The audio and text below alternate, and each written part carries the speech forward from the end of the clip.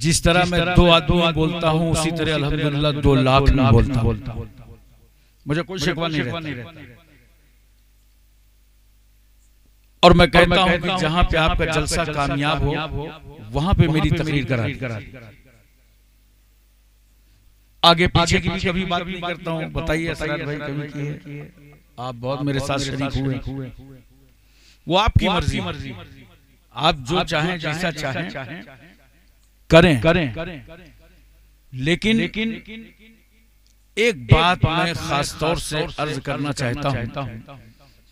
अभी मौलाना शहनशाह साहब, मौलाना ईसा साहब, इनकी ज्यादा उम्र नहीं, अपनी उम्र से ज्यादा मेहनत करना, अपनी उम्र से ज्यादा काम करना।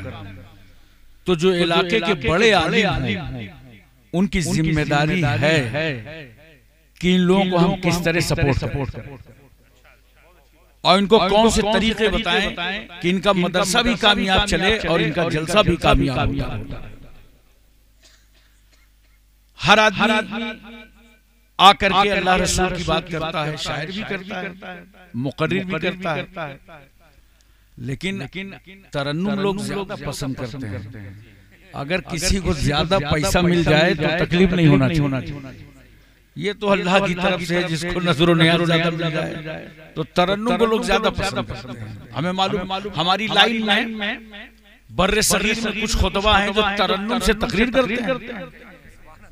बाज़ वक्त वो बहुत छा जाते हैं तरन्नुम से तकरीर कर। तो इस बुनियाद पर लोग नजर नियाज़ पेश करते हैं। आपके जो मुकद्दर में है वो चाहे मिल जाए चाहे छीन लो, प्रॉब्लम नहीं है, वो आएगा उतना माना।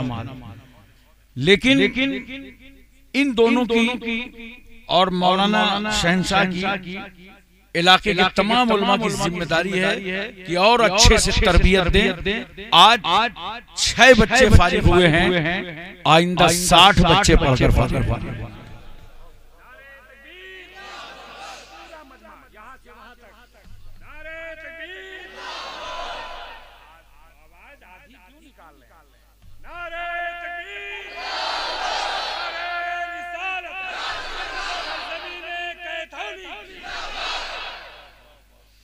आज मेरी तकरीर का मौजू है चूंकि जश्न गौसे आज़म है, मैंने जो मुंतखब किया उन्वान वो है निस्बत। और अगर आप निस्बत को समझ गए तो इंशाअल्लाह कोई बदअकीदा आपको गुमराह न कर पाए। 4 मिसरे हाजिर हैं, समाज फरमाए असरार भाई, जिया भाई कहाँ गए सब? बहरहाल जितने भी शोरा हैं इन लोगों की तरह मेरी आवाज नहीं है, मगर अल्लाह का शुक्र है कि आपकी भी मेरी तरह नहीं है। 4 मिसरे हाजिर हैं, समाज फरमाए। क्योंकि सब जानते हैं कि इस वक्त हिंदुस्तान की फील्डिंग बहुत टाइट है, चौके छक्के तो लग नहीं सकते। कहीं कट करूंगा, अगर कोई कैच निकले तो संभालना। वो चाहते हैं कि हिंदुस्तान छोड़ दें हम, वो चाहते हैं कि हिंदुस्तान छोड़ दें हम। बताओ भूत के डर से मकान छोड़ दें हम?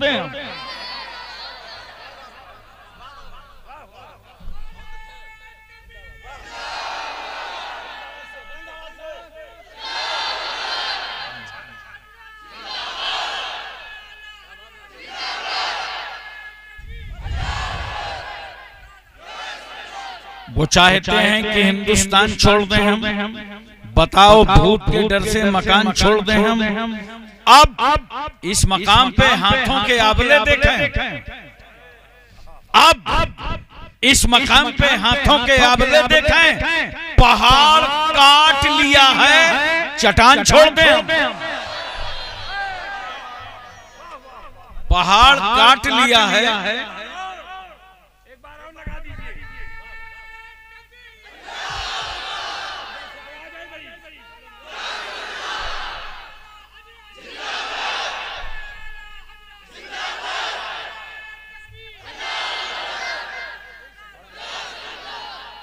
चार मिसरे और सुनिए।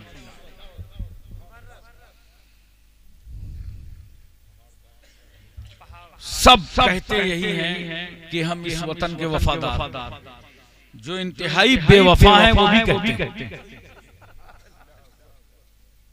क्योंकि सही बात जो है वो सही माल खाने से समझ में आती है, गोबर और पेशाब से तो नहीं समझ में आएगी। बोलो।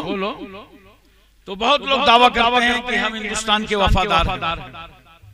जरा तवज्जो कीजिएगा, हिंदुस्तान का सच्चा वफादार मैं ही हूं। ये मैं जो है ना, ये शैतान वाली नहीं है, इस मैं में आप भी शामिल। हिंदुस्तान का सच्चा वफादार मैं ही हूं। कब्रों से पूछ, असल जमींदार मैं ही हूं। कब्रों से पूछ, असल जमींदार मैं ही हूं। दरिया के साथ वो तो समंदर में बह गया, ये राप्ती है, ये सरयू है, ये गंगा है, ये जमुना है, ये घाघरा है, ये बेतुआ है। दरिया के साथ कितना माकूल इंतजाम है बहाने का। दरिया के साथ वो तो समंदर में बह गया, मिट्टी में मिलके मिट्टी का हकदार मैं ही हूं। मिट्टी में मिलके मिट्टी का हकदार मैं ही हूं। चार मिसरे और उलमा की खास तवज्जो। हम ही को कातिल कहेगी दुनिया, हमारा ही कत्लेआम होगा। हम ही को कातिल कहेगी दुनिया, हमारा ही कत्लेआम होगा। हम ही कुएं खोदते फिरेंगे, हम ही पे पानी हराम होगा। हम ही को कातिल कहेगी दुनिया, हमारा ही कत्लेआम होगा। हम ही कुएं खोदते फिरेंगे, हम ही पे पानी हराम होगा। अगर ज़हनियत यही रही तो मुझे ये डर है कि इस सदी में, अगर ज़हनियत यही रही तो मुझे ये डर है कि इस सदी में न कोई अब्दुल हमीद होगा, न कोई अब्दुल कलाम होगा। न कोई अब्दुल हमीद होगा, न कोई अब्दुल कलाम होगा।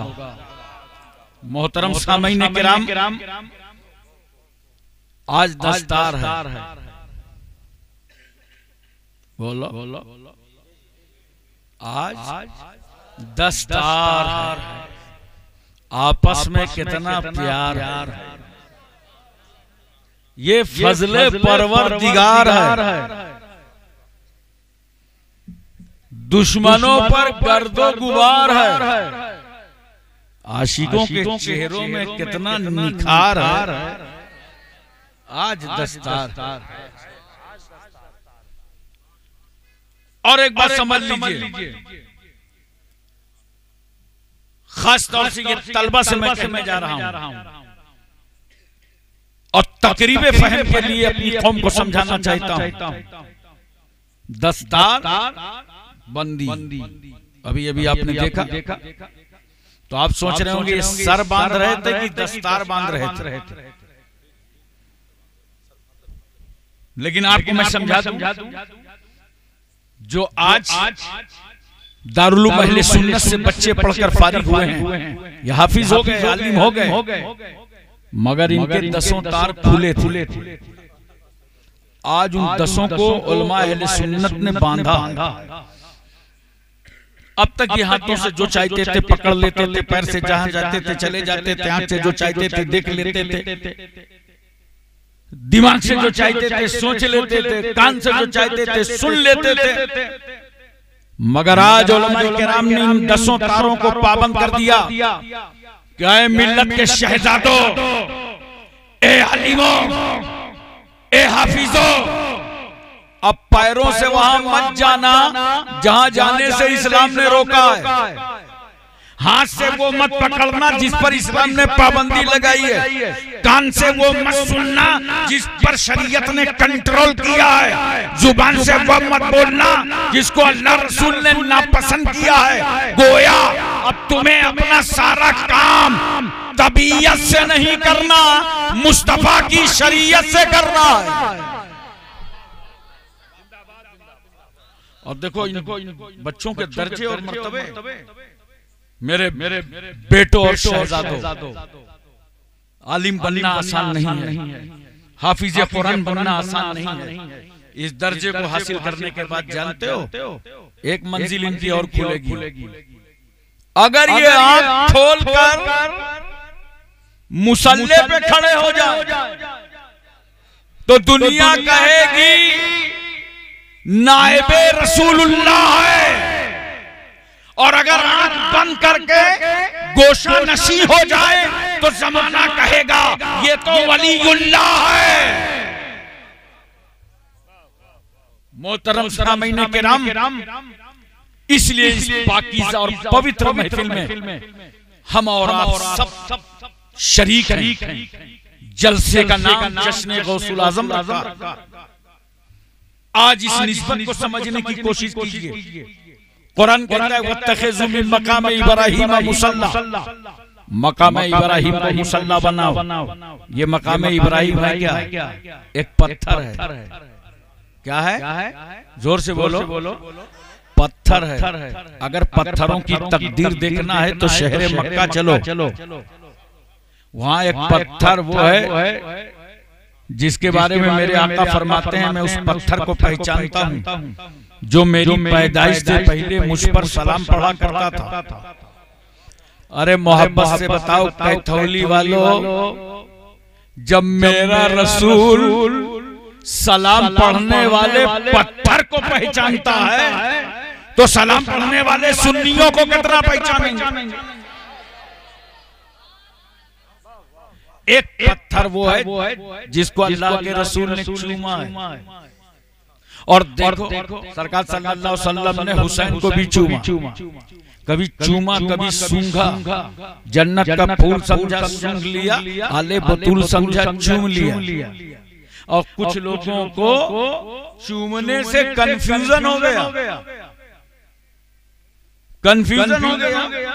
रसूल ने तो हजरे अस्वद को भी चूमा, इमाम अली मकाम को भी चूमा। कुछ लोग चूमने को शिर्क समझने लगे। अबे मैंने कहा अगर चूमना शिर्क होता तो मेरे रसूल ने ना हुसैन को चूमा होता ना हजरे अस्वद को चूमा होता। अच्छा, ये उनको कंफ्यूजन है जो दिन भर अपने बच्चों को चूमते हैं और उसके बाद कहां कहां चूमते हैं बताऊंगा, नहीं समझ जाओ। अबे अगर चूमना शिर्क होता तो नबी ने चूमा ही ना होता। नबी ने तो चूम करके हम सुन्नियों को नजरिया अता कर दिया कि अगर हजरे अस्वद की तरह हजर मिले तो चूम लो और हुसैन की तरह बशर मिले तो चूम लो। हजरात तवज्जो कीजिए। तो एक पत्थर मकाम इब्राहीम है, इस पर इब्राहीम अलैहिस्सलाम ने खड़े होकर के काबे की तामीर फरमाई। जब दीवारें ऊंची हो गई तो अल्लाह के खलील ने पत्थर रख लिया। जैसे हम लोग इंडिया में दीवार ऊंची होती है तो चहली बना लेते हैं, इब्राहीम अलैहिस्सलाम ने पत्थर रख लिया। अब खुदा की रहमत मुस्कुरा रही है, ए मेरे इब्राहीम, अब दीवार तो ऊंची होगी मगर तुम्हें पत्थर बदलने की जरूरत न पड़ेगी। जैसे जैसे दीवार ऊंची होती जा रही है पत्थर नीचे से बढ़ता जा रहा है। काबा तामीर हो गया। इब्राहीम अलैहिस्सलाम जिस पत्थर पर खड़े हुए उस पत्थर के बारे में कुरान कहता है वत्तखिज़ू मिन मकाम इब्राहीम मुसल्ला, मकाम इब्राहीम को मुसल्ला बनाओ, मकाम इब्राहीम पे नमाज पढ़ो। हमने कहा अल्लाह पत्थर के सामने नमाज, हतीम के होते हुए मिज़ाब रहमत की मौजूदगी में काबे के होते हुए पत्थर के सामने नमाज। खुदा की रहमत मुस्कुरा पड़ी, मेरे बंदो पत्थर न देखो, इस पत्थर से मेरे नबी का नक्शे कदम देखो। अरे बात समझ में आ रही है? एक पत्थर से नबी का पैर छू जाए तो उस पत्थर की ताजीम, उस पत्थर की ताजीम। इसीलिए तो मैं कहता हूँ मिट्टी तो सभी मिट्टी है मगर मिट्टी के वो जर्रे जो गुंबद खजरा में है वो जन्नत से बढ़कर हैं, और जो जर्रे रसूलुल्लाह के जिस्म पाक से छू गए हैं वो अर्शे इलाही से अफजल हैं। तो जिस रसूल की खाक का ये आलम हो, उसकी जाते पाक का क्या आलम होगा। अल्लाह ने इस पत्थर के सामने नमाज इसलिए पढ़वाया, नोट करो, ताकि खुदा की इबादत भी होती रहे और इब्राहिम अलैहिस्सलाम की यादगार भी बरकरार रहे। पता चला नेक बंदों की यादगारों को बाकी रखना ये सुन्नते किबरिया है। अबे इसीलिए तो हम उर्स करते हैं। बोलो, एक साहब मुझसे कहने लगे उर्स नहीं होना चाहिए। मैंने पूछा क्यों? कहा औरतें जाती। तो मैंने कहा शादी नहीं होना चाहिए। बोला क्यों? मैंने कहा औरतें जाती। और अगर तेरा ये फार्मूला इंडिया में लागू किया गया तब तो भारत के सियासी नेताओं को अलग से एक पार्टी बनाना पड़ेगा, ऑल इंडिया रड़ुआ समाज। अबे शादी भी होगी, उर्स भी होगा, लेकिन दोनों शरीयत के मुताबिक होंगे। बोलो, बहुत गौर से मेरी तरफ देखना, बात समझ में आएगी। देख रहे हो? ये देख रहे हो ना? देख रहे हो? नाम मत लेना। इसका कितना ख्याल रहता है, कटने न पाओ। बच्चे जवान हो गए, कटवाने न पाओ। और यहाँ से निकलता क्या है बताना मत, माहौल मत खराब करना। अरे गंदगी निकलती है ना, तो अपना अपना इंतजाम है, निकल जो जितना बड़ा मौसम था उतना बड़ा रुमाल निकले, पोंछ लो। यही तो करोगे कि नाक ही काट डालोगे? अरे बोलो, नाक तो नहीं काटोगे ना, गंदगी निकले और पोंछ लो। इसी तरह याद रखना, मज़ारों और दरगाहों का उर्स नहीं छोड़ा जाएगा, शरीयत नहीं छोड़ी जाएगी, शादियां नहीं छोड़ी जाएंगी। अगर शादी में खिलाफे शरअ कोई अमल हो रहा हो, उर्स में शरीयत के खिलाफ कुछ हो रहा हो, तो उन गलत रस्मों को मिटाया जाएगा। उर्स कल भी हो रहा था, आज भी हो रहा है और कयामत तक होता रहेगा। उर्स से तो बड़े फायदे हैं। भारत में तो 90% इस्लाम मज़ारों से फैला। अरे बोलो यार, दिल लगा के बोलो सुभान अल्लाह। मैंने अपनी जिंदगी में जब सबसे पहले शख्स को कलमा पढ़ाकर मुसलमान किया 92 से पहले, अल्लाह ताला ने बहुत तौफीक दी मुझे अपनी जिंदगी में कलमा पढ़ाने की। लेकिन जब पहले शख्स को मुसलमान किया तो मैंने उससे पूछा, ये बात बता, तुझे इस्लाम में पसंद क्या है, अच्छा क्या लगा? क्या शादी का कुछ मामला है, रुपए पैसे की लालच है? कोई तुझे लालच दे रहा है कि मुसलमान हो? कहा नहीं गुरुजी, न शादी का मैटर है न लालच है। हमने कहा फिर मुसलमान हो क्यों रहा है, तुझे अच्छा क्या लग रहा है? कहा मैंने तो इस्लाम पढ़ा ही नहीं, तो बताऊं क्या? बस इतनी बात जानता हूं। ये जाजमऊ शरीफ कानपुर में हजरत मखदूम शाह आला रहमतुल्लाह अलैह का मज़ार अक़दस, तो बगैर भेदभाव के हिंदू, मुस्लिम, सिख, ईसाई, जाट, ब्राह्मण, अंसारी, मंसूरी, खान, पठान, अफगान सब आते हैं। तो एक दिन मैंने भी स्नान किया और सर पर रुमाल रखा और दर्शन के लिए मज़ार आ गया। और जब मज़ार पे खड़ा हुआ तो मेरी आत्मा को शांति मालूम। मैंने वहीं से फैसला कर लिया कि जब कानपुर में एक वली की अजमतों का ये आलम है, तो मदीने के मोहम्मद की रहमतों का आलम क्या हो?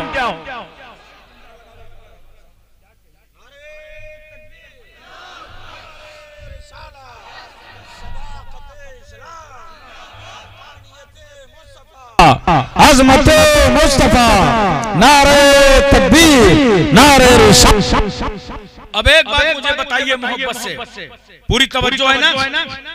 ये बताइए पानी पीते हैं ना? बोलो, इतनी आसान बात कोई पूछेगा?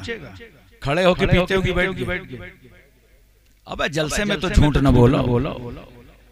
चलो बात पीते होंगे, बात नहीं, आज तय कर लो कि इंशाअल्लाह जब पानी पिएंगे, बोलो, देखो कभी कभी थोड़ा थोड़ा दिमाग लगाया करो, बड़े बड़े काम चल जाते हैं।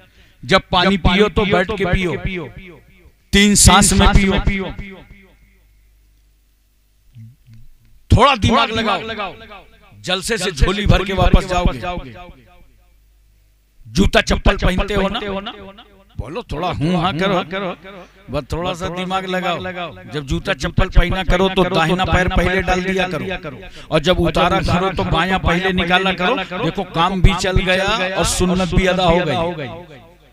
बोलो पैजामा पहनते हो ना, इतना खामोश हो लगता है सब नागालैंडी हो। अरे पैजामा पहनते हो ना, जब पैजामा पहनते हो तो बैठ जाओ, बैठ के पैजामा पहनो। देखो काम भी चल गया, सुन्नत भी अदा हो गई। खाना खाओ तो दस्तरखान लगा लो, नमक रख लो, नमक से शुरू करो, नमक पे खत्म करो।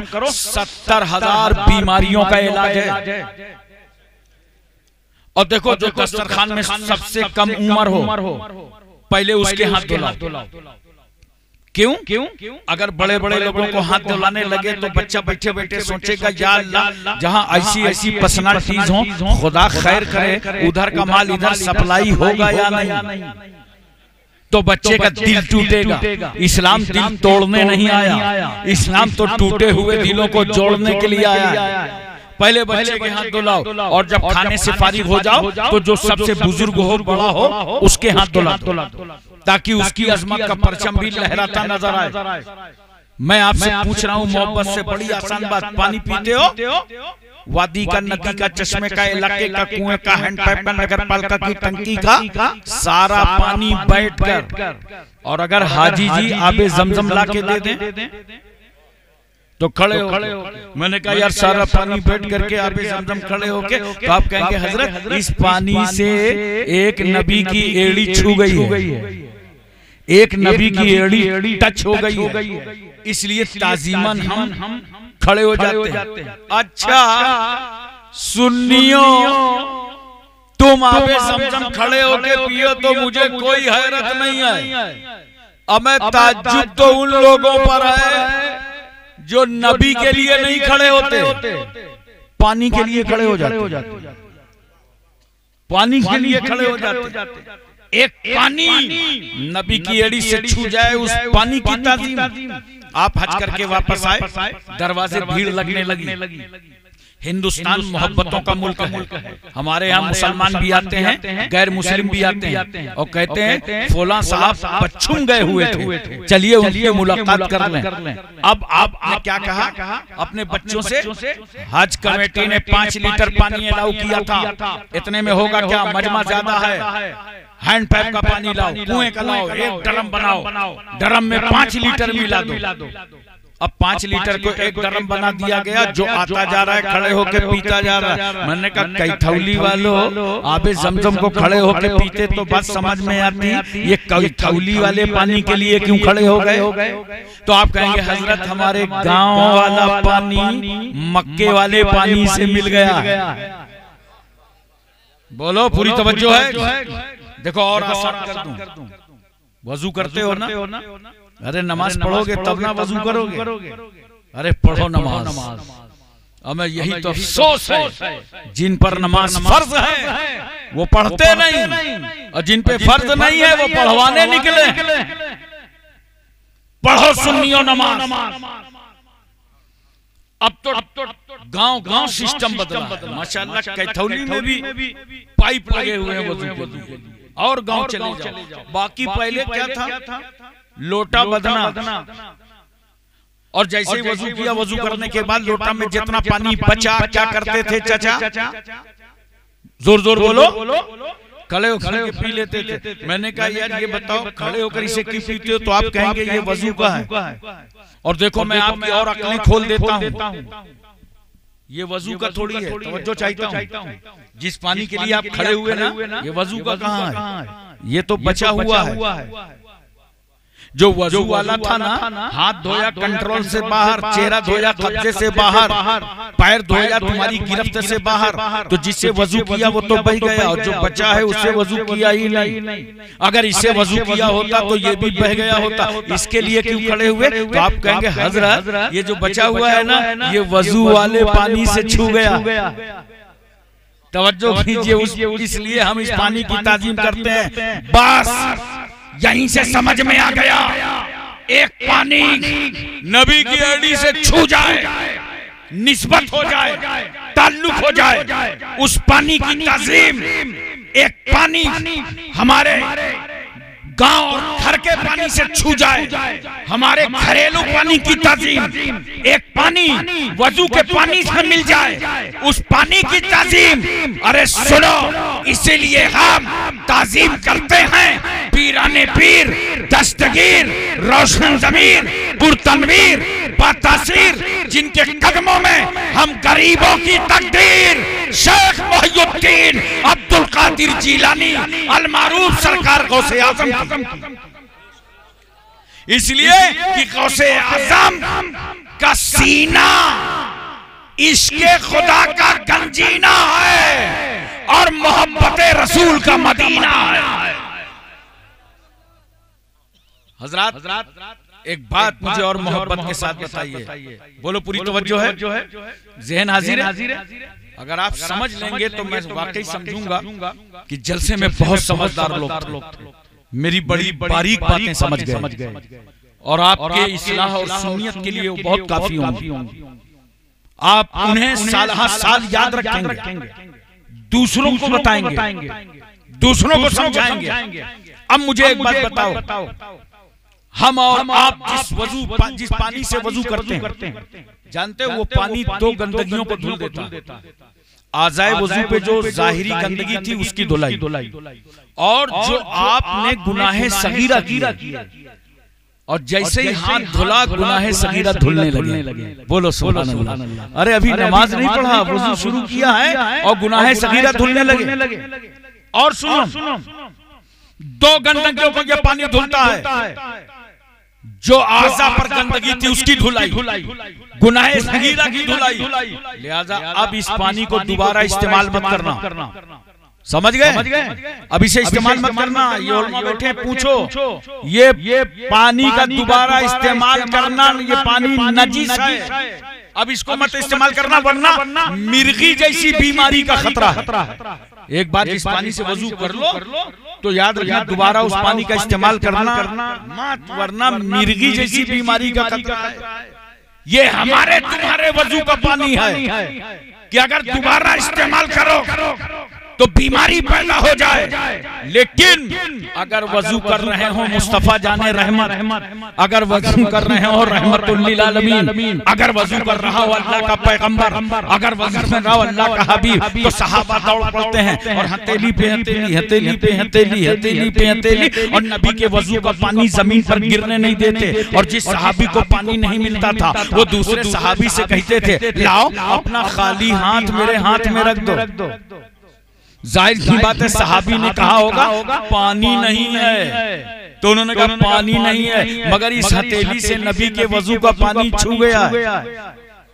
हजरात मैं एक बात इस मकाम पे पूछना चाहता हूँ, बोलो पूरी तवज्जो है।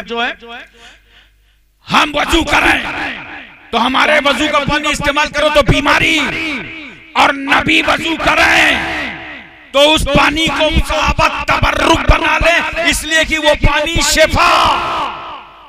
पहली बात तो आपसे ये पूछता हूँ, आजकल लोग बात बात पे पूछते हैं ये लिखा कहाँ? बोलो बोलो, चौराहे पे गुजरगांव पे होटल पे बैठ गए, ये लिखा कहाँ? सीधा साधा दुकानदार देखा, चाय की दुकान में पहुंच गए, अबे कलुआ ये सलाम लिखा कहाँ? अब वो बेचारा घबरा गया कि ये दुनियादारी में दीनदारी कहाँ से होने लगी। पहुंच गए पान की दुकान पे, अबे बफाती ये फातिया लिखा कहाँ? अब अच्छा खासा चूना कत्था बराबर लगा रहा था, सुन्नी था, मूड खराब हो गया, चूने चूने चूने चूने चूने चूने चूने। अब मैं आपसे पूछना चाहता हूँ, किससे पूछ रहे हैं लिखा कहाँ है? चाय वाले से। किससे पूछ रहे हैं? पान वाले से। किससे पूछ रहे हैं? अनपढ़ से। किससे पूछ रहे हैं? जाहिल से। और अल्लाह क्या फरमाता है? फस्अलू अहल ज़िक्र इन कुंतुम ला तालमून। जिन बातों का तुमको इल्म ना हो वो बातें आलिमों से पूछ लिया। अल्लाह फरमाता है पढ़े लिखे लोगों से पूछो। इन लोगों ने पलटी मारी, कहा हम तो जाहिलों से पूछेंगे, उल्टा ही काम करेंगे। पान वाले से अनपढ़ से पूछे लिखा कहाँ है?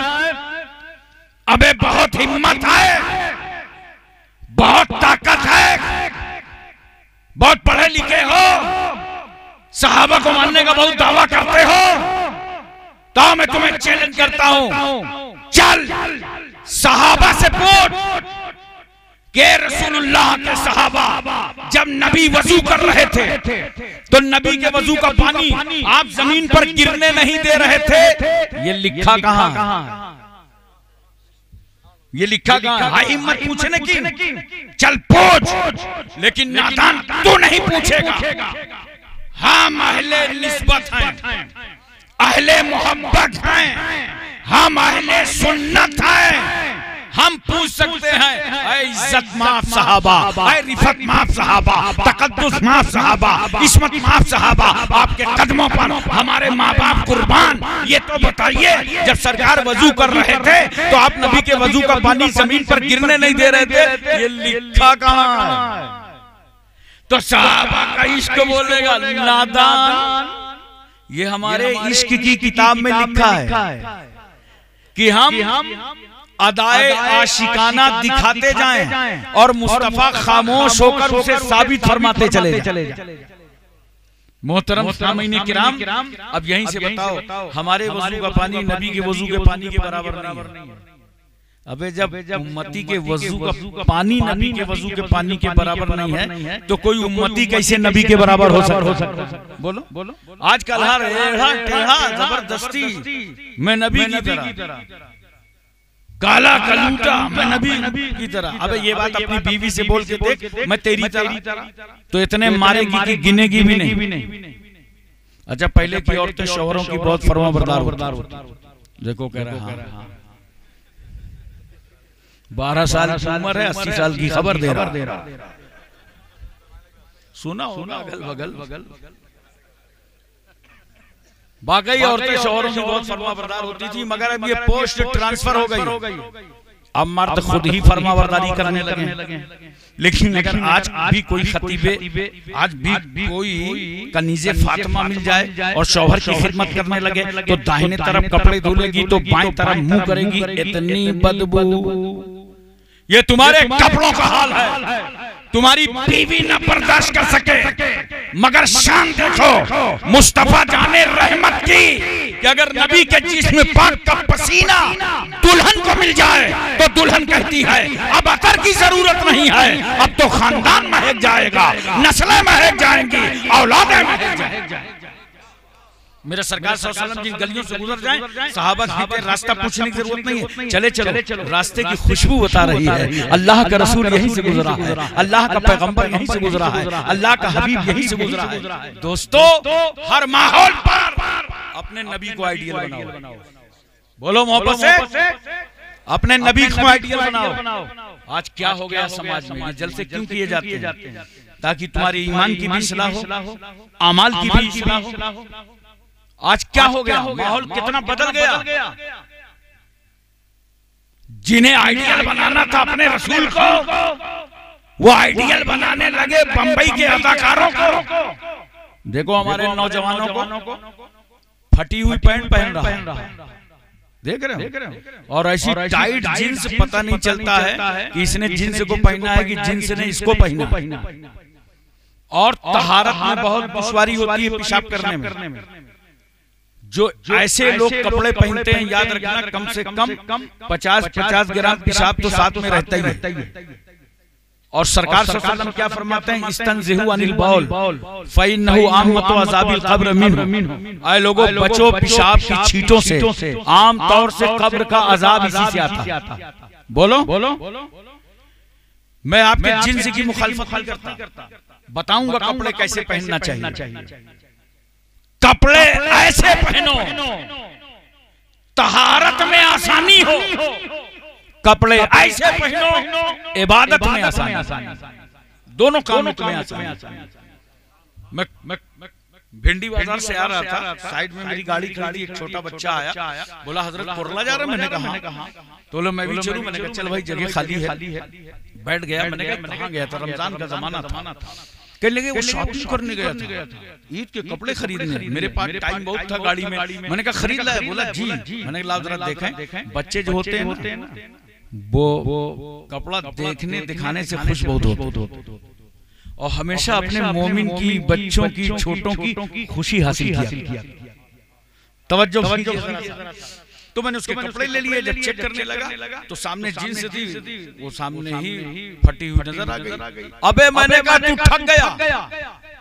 कहा क्या हुआ हजरत? अबे मैंने कहा पैंट फटी है। छोटा बच्चा था मगर जानते हो क्या ऐसे कर, यानी मुझी को बेवकूफ समझ रहा, सोच रहा था बहुत पुराने आदमी हैं, सजा से बचने की सबील करते हैं, पुराने लोग हैं, पुराना वकील करते हैं। आप तवज्जो कीजिए जरा सा। मैं पूछता आपसे सिर्फ इसलिए हूं, इस्लाम ने फटे कपड़े पहनने की इजाजत नहीं दी। बोलो आपके रिस्क में तंगी आ जाए, अगर कपड़े फट गए हैं तो उनको सिल लो। इस्लाम और ये सूफिया तुम्हारे हाथों में कैंची नहीं देते कि किसी को काटो और फाड़ो। ये सूफिया सुई देते हैं, धागा देते हैं, फटी हुई चीजों को। ये इस्लाम तुम्हें तस्वुर देता, ये इस्लाम तुम्हें सिखाता। बच्चों को देखो जरा बाल कैसे रखते हैं, देखा है? ये बातें ले जाओ, बताना कि दस्तारबंदी के जलसे में गए थे, एक पैगाम लेके आए हैं। अपने बच्चों को हिदायत करना, उन्हें नसीहत करना, और मदरसे के बच्चों को खास तौर से मैं नसीहत कर रहा हूँ। तुम्हें देख करके ये कौम चलती है, तुम्हें देख करके लोग रास्ते तलाश करते हैं, तुम्हें कितनी सही लाइन और लेंथ पर चलना चाहिए। बाल देखो, इधर से कटाए, उधर से कटाए, आगे से कटाए, पीछे से कटाए, बीच में ऐसे बाल रखे रहता है जैसे मुर्गी का झुआ, लगता है किसी समंदर का जजीरा। कहां देख लिया ऐसे बाल? ऐसे बाल कहां से देख के चले आए? मैं समझ गया मुंबई में किसी ने रखा होगा, उसको आइडियल बना। काला पहन ले तो उसको आइडियल बना। बोलो ताज्जुब है और हैरत है, मुसलमानों क्यों किसी को आइडियल बनाते? आजकल तो देहात खड़े खड़े खाना खाने का माहौल बना। क्या कहते हैं खड़ा खाने को? क्या? Buffer system. मैं बंगाल में तकरीर कर रहा था, मैंने पूछा कौन सा सिस्टम? एक साहब बोले बम्फर सिस्टम।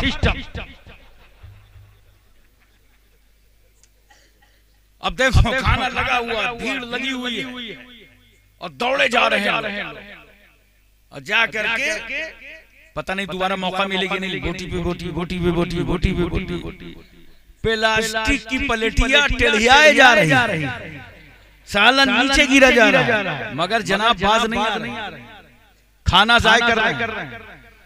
इतना ज्यादा निकाल लिया कि बाद में फेंकना पड़ा। यहाँ पे एक बात सुनो, शादियों में खाना जाय करने वालों, खाना बर्बाद करने वालों, खाना अल्लाह का रिस्क, और अच्छा रिस्क अल्लाह उसको देता है जिस पर अल्लाह का फजल होता। तो दूसरे लफ्जों में कहो ये अल्लाह का फजल है, जो तुम्हारा रिस्क है वो अल्लाह का फजल है। अल्लाह के फजल को पैरों से मत ठुकराओ, फजल इलाही की कदर इज्जत करो। एक दिन अच्छी दावत हो गई हफ्ते में, खड़े खड़े खाना खाने लगे। अबे आज तो 2 रकात नमाज नफिल पढ़ के जाना था।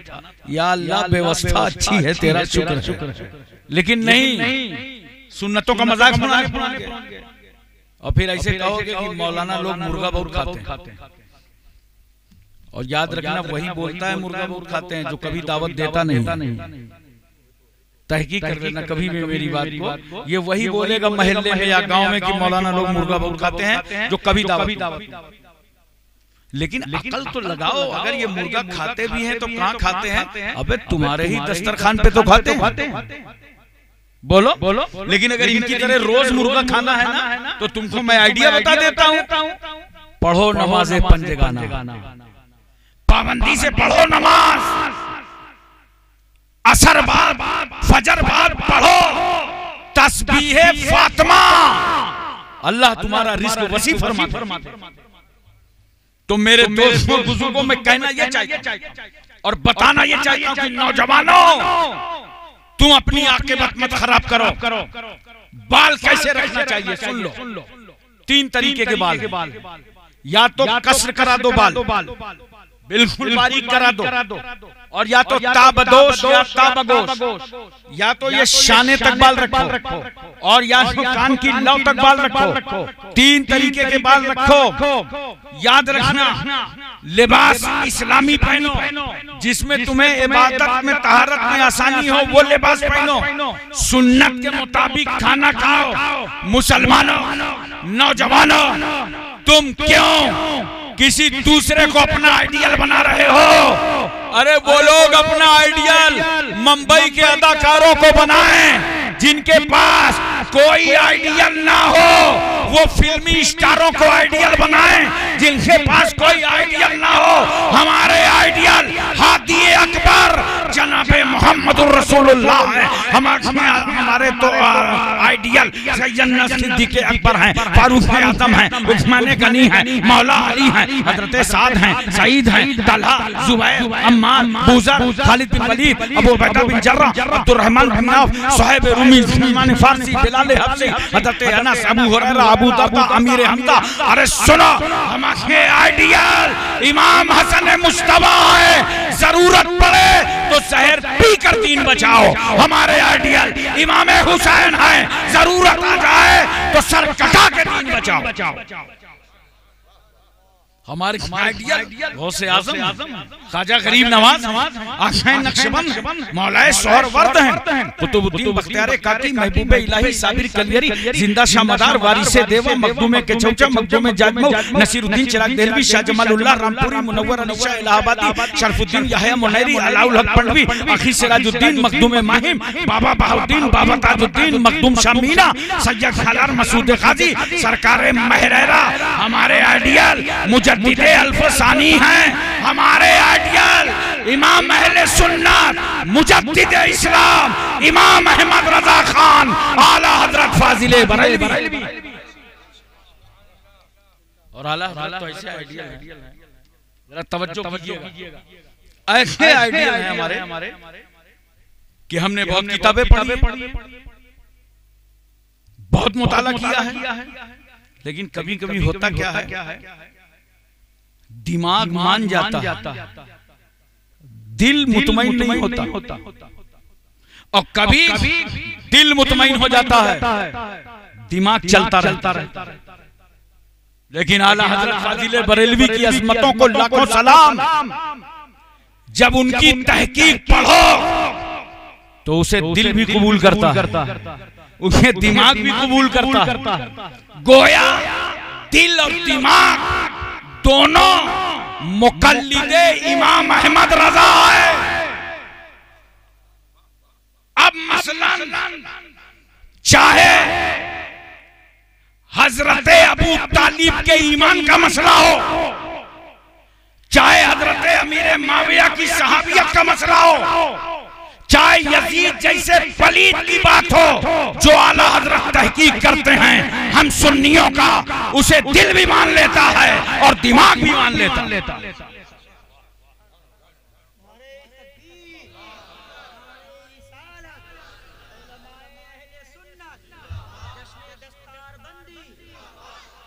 अच्छा एक बात और, उलमा की मौजूदगी में मैं वजाहत, कल रायपुर में कई हजार का मजमा था और सिर्फ पब्लिक की नहीं, पूरी हुकूमत की उस प्रोग्राम पे नजर थी। उस माहौल पे भी ये बात मैंने कही थी और आज कहने जा रहा हूं। कुछ लोग आते हैं तकरीरों में जज्बात से बोल जाते हैं, अरे ये मौलाई क्या होता है, कोई कहता है मौलाइयत का हम जनाजा निकाल देंगे, कोई कुछ बोलता है, कोई कुछ बोलता है। पब्लिक कंफ्यूज है कि है क्या मामला, ये क्यों मौलाना साहब इतना अपने जज्बात में चिल्ला रहे थे, कोई बात तो थी नहीं। पब्लिक को तो ये लगता है ये काहे जबरदस्ती गुस्सा दिखा रहे थे स्टेज पर, मार कपड़े फाड़ रहे थे। गुजरात में एक साहब मेरी तकरीर सुन रहे थे, मुहर्रम का बयान, जब कयाम गाह में आए तो मैंने कहा यार तुम बहुत नारे लगा रहे, समझे? बोले अपन कुछ नहीं समझे, मैंने कहा फिर नारा क्यों लगा रहे थे? कहा जहाँ जहाँ आप जोर से बोलते थे तो हम बोलते थे अपना हजरत जो है वहाँ अच्छा बोल रहा है, जोर से बोल रहा है तो नारा लगा देते थे। वही बेचारी पब्लिक कहल लेता है, वही मौलवी का रहता है। वो समझा भी नहीं पा रहा कि हमें क्या बात समझाना है। और मैं ये बात इतने प्यार से आपको समझा दूं कि इंशाअल्लाह आप दूसरों को समझा दें। तवज्जो कीजिएगा असरार भाई, बहुत अहम बात करने जा रहा हूं, बहुत अहम बात।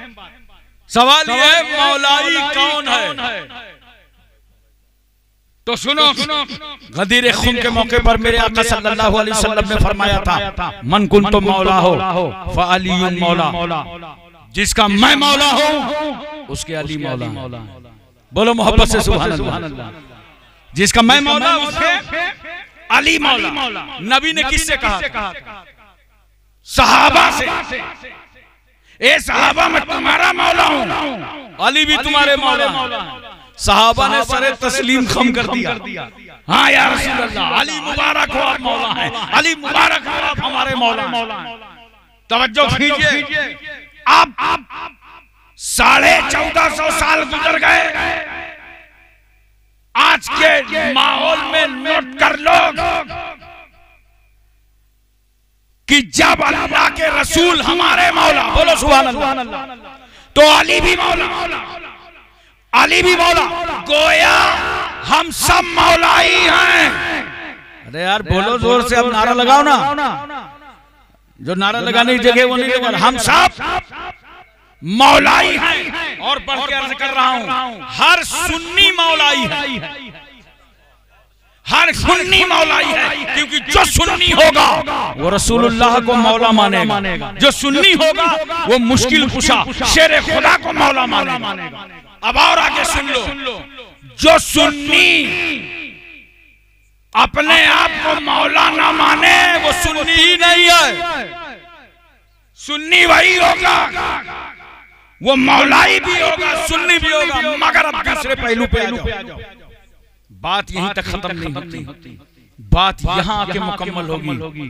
मौलाई का ये मतलब नहीं है कि हम मौला अली को मौला मानो और दीगर सहाबा की तौहीन करो। ये कभी नहीं चलेगा, ऐसा कभी नहीं हो सकता। और जो अगर अपने को मौलाई कहे और सहाबा की तौहीन करे तो नोट करो, ना वो मौलाई है ना वो सुन्नी है। वही मौलाई हो सकता है, वही सुन्नी हो सकता है जो शेर खुदा को भी माने और सहाबा की इज्जतों का ख्याल। और अगर तुमने इस तरह का मफहूम और मतलब निकाला मौलाई का कि सहाबा की तौहीन और मौलाई हो जाए, नहीं। सुनो, मेरे आका सल्लल्लाहु अलैहि वसल्लम ने फरमाया था, मेरी उम्मत में 73 फिरके होंगे, कुल्लुहुम फिन्नार, सब जहन्नम में जाएंगे, इल्ला वाहिदा, मगर एक माना अलैहि वसहबी, जिस पर मैं और मेरे सहाबा हैं। बोलो मोहब्बत से सुभान अल्लाह। देखो ये बताने की जरूरत होती है, वो मैं बताऊंगा, बहुत आपके काम आएगी। आपको कभी कोई नहीं कहेगा कि ये मसलके आला हजरत पांचवा मसलक कहां से जब मैं बता दूं तो कभी आपसे कोई इतराज नहीं कर सकता। और खाली हवा में नारे लगाओगे तो कोई ना कोई सर जोड़ के आपके सामने खोल के खड़ा हो जाएगा, पांचवा मसलक कहां से। अब देखो प्यार से समझ लो, सरकार ने फरमाया मेरी उम्मत में 73 फिरके होंगे, सब जहन्नमी हैं, लेकिन एक जन्नती है, माना अलैहि वसहबी, जिस पर मैं हूं, मेरे सहाबा हैं। माना अलैह से मुराद जानते हो क्या है? माना अलैह से मुराद अहले सुन्नत है और असहाबी से मुराद जमात है। गोया अहले सुन्नत वल जमात ये नाम रसूलुल्लाह का दिया हुआ है। हम सब अहले सुन्नत वल जमात में से हैं, मगर जब बदअकीदों ने सर उठाया, अजमते रसूल पर उंगलियां उठाई, रसूलुल्लाह के अजमत को चैलेंज किया गया, तो बरेली का ताजदार इमाम अहमद रजा की सूरत में खड़ा हुआ और कहा, नादानो, गुस्ताखो, दुश्मनों, तुम्हारे जो तीर मदीने जा रहे थे, अहमद रजा उन्हें बरेली में रोकेगा। और बता दिया दुश्मनों को कि मुझे जीने में वो मजा नहीं आता जो मदीने वाले के नाम पर मर जाने। इसलिए मसलक मसलके अहले सुन्नत है और इसका दूसरा नाम मसलके आला हजरत। पूरी बात सुनोगे, कोई तुम्हें गुमराह न कर पाएगा, कोई तुम्हें चैलेंज न कर पाएगा। बोलो, पूरी तवज्जो है ना? मसलके अहले सुन्नत ही का नाम क्या है? मसलके। बोलो मोहब्बत से सुभान अल्लाह, प्यार से सुभान अल्लाह। अब मैं अर्ज कर रहा था कि अगर कोई अपने को मौलाई कहता है और वो सहाबी की तौहीन करता है तो याद रखना वो 72 फिरकों में चला जाएगा। वो एक फिरका है कि मौलाई भी कहो, सहाबा की तौहीन करो, ये फिरका है। 72 में चले जाओगे गुमराह में। और अगर अहले सुन्नत वल जमात में आना है ना तो मौलाई वो है जो मौला अली की भी ताज़ीम करे और सहाबा की भी ताज़ीम करे। यही तरीका सुन लो, यही अंदाज सैयद सुल्तान मखदूम अशरफ के चौचवी, यही तरीका हजरत शाह बेलगरामी का, यही तरीका इमाम अहले सुन्नत आला हजरत फाजिले बरेलवी। वो चीजें मैं आपके सामने नजर कर रहा हूं, बता रहा हूं ताकि पुरफितन दौर में आपको कोई गुमराह न करे। मोहब्बतें करो, गौसे आजम की मोहब्बत में आने वालों। एक बात मुझे और बता दो प्यार से, आज हम लोगों के यहाँ होता क्या है, नसीहतें कमजोर पड़ गई। अब मिसाल के तौर पर आपने हमें बैठाया 2 बज रहा है तो देखो सब दाएं बाएं झांक रहे हैं। जाहिर सी बात है सोने का टाइम हो गया कि नहीं हो गया? ये तो माशाअल्लाह यहाँ के जो फारिगीन हैं मौलाना ईसा साहब और मौलाना शहनशाह साहब, बड़ी अच्छी तरबियत दी आपने। दूसरी जगह तो ऐसा हो ही नहीं सकता कि दस्तार बंदी हो जाए उसके बाद खतीब की तकरीर हो जाए। यलगार मचा देते, सारे बच्चे बैठे हैं अल्हम्दुलिल्लाह, सुन रहे हैं, बयान भी सुन रहे हैं, उनके घर वाले जो आए हुए हैं वो भी तो जल्दी मचा देते हैं, चलो गाड़ी स्टार्ट करो, बैठाओ, निकलो, जल्दी करो। अरे इतनी जल्दी न करना, जरा इन मुदर्रिसीन को कायदे से नजराना वजराना दे के जाना, झटके में न निकल जाना। तुम्हारे बच्चे को संवारा है, बनाया है, तुमने परवरिश किया था बच्चे को, और कितने दिन परवरिश किया, 8 साल 9 साल 10 साल, उसके बाद लाए और उस्ताद के हवाले कर दिया। देखो ये किस तरह पाल रहे हैं। इनको दे गए थे, बच्चा नाक पोंछ रहा था, तुम्हें ये वापस कर रहे हैं, बच्चा सर पर साया साफा बांधे हुए। बोलो, नसीहतें किया करो और अच्छी नसीहतें करो। मैं उलमा से कहता हूँ हम लोग नसीहतें तो भूल गए हैं। एक आखिरी बात बोलो, क्योंकि आपको नींद आ रही होगी, जाहिर सी बात है अफसार भाई की नाम होनी है। तो एक आखिरी बात सुनो, बहुत उलमा से आपने सुना होगा, मगर मैं नसीहतन नजर करता हूँ। गौसे आजम रज़ियल्लाहु तआला अन्हु जब बगदाद से रवाना हुए तो एक काफिला जा रहा था ताजिरों का, तो माँ ने उस काफिले के साथ कर दिया और साथ में 40 दिनार दे दिया। उलमा से आपने खूब सुना होगा। और क्या कहा कि बेटा अकले हलाल सिद्क़ के मकाल, कभी झूठ न बोलना और हराम न खाना। बोलो मोहब्बत से सुभान अल्लाह। लेकिन इस पर कभी गौर किया? ये हम लोग छोटे छोटे थे तो हिंदी स्कूलों में कक्षा 3 में एक पाठ पढ़ाया जाता था, सच्चा बालक। पढ़े होंगे आप लोग भी, सच्चा बालक। मगर ये फिरका परस्तों ने अब उस पाठ को निकाल दिया, हटा दिया ना। तो सच्चा बालक कौन था? वो गौसे आजम, जिससे हिंदुओं के बच्चे भी सबक लेते थे, ईसाइयों के बच्चों को हिदायत होती थी, मुसलमानों के बच्चों को रहनुमाई होती थी कि बचपने में कैसा सच बोला ताकि बच्चे सच बोलना सीख जाए। अच्छा, माने नसीहत की कि झूठ न बोलना, हराम न खाना। अब मैं पहले आपसे पूछना चाहता हूँ, आपका बच्चा जब घर से निकलता है तो आप नसीहत करते हैं? आप भूल गए। अब लोग नसीहतें करते ना, बिल्कुल नसीहत नहीं करते, बल्कि कहते हैं अच्छा कौन से पैंट पहन गया शर्ट, अबे ये नहीं जम रही, जा अपनी अम्मी से बोल वो वाली निकाल के ला जो मार्च में लाए थे। अब लेके आया जूता कौन सा, अच्छा हाँ ठीक है, थोड़ा बाल सही कर ले, बढ़िया टीप टाप करा दिया, और पैसे डाल ले, रंगबाजी से रहना। वहाँ जा तो रहा शादी में किसी से तू कमजोर नहीं है, नसीहत कर रहे हो। अरे तुम्हें बच्चे को कपड़े पहना कर और दुआ पढ़ा देते कि अल्लाह तेरे सुपुर्द करते हैं मौला, रास्ते के खतरात से हिफाजत फरमाना, और उसे हिदायत ये देते बेटा जाओ शादी में जा रहे हो, रिश्तेदारों के यहाँ जा रहे हो, जब रास्ते में चलना तो निगाह नीची करके चलना, नजरें नीची रखनी। कोई पत्थर अगर रोड में पड़ा हो तो उस पत्थर को उठा करके बेटे तुम किनारे कर देना। नसीहत देते हो क्या? नहीं देते हो। इस पैन का वो चौराहा मुझे याद है, एक पादरी गुजर रहा था चौराहे से, पत्थर पड़ा था, पत्थर पे टकरा गया।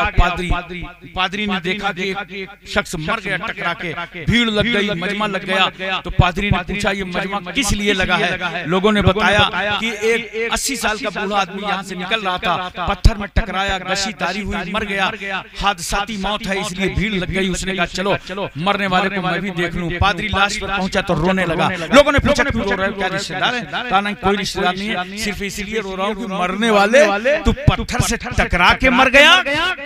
ऐसा लगता है कि इस रास्ते से कोई मुसलमान नहीं गुजरा।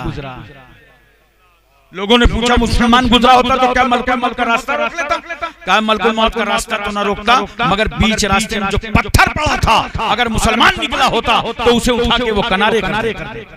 मुसलमानों ये तुम्हारी शान है, अपनी औलादों को नसीहत करो, अच्छी अच्छी बातें बताया करो कि वहाँ जा रहे हो निगाह नीची रखना, बड़ों की इज्जत करना, छोटों पर शफकत करना, मोहब्बतों से पेश आना। लेकिन हम ये नहीं करते। बोलो चलो आज से बदलो और तरीका सीखो।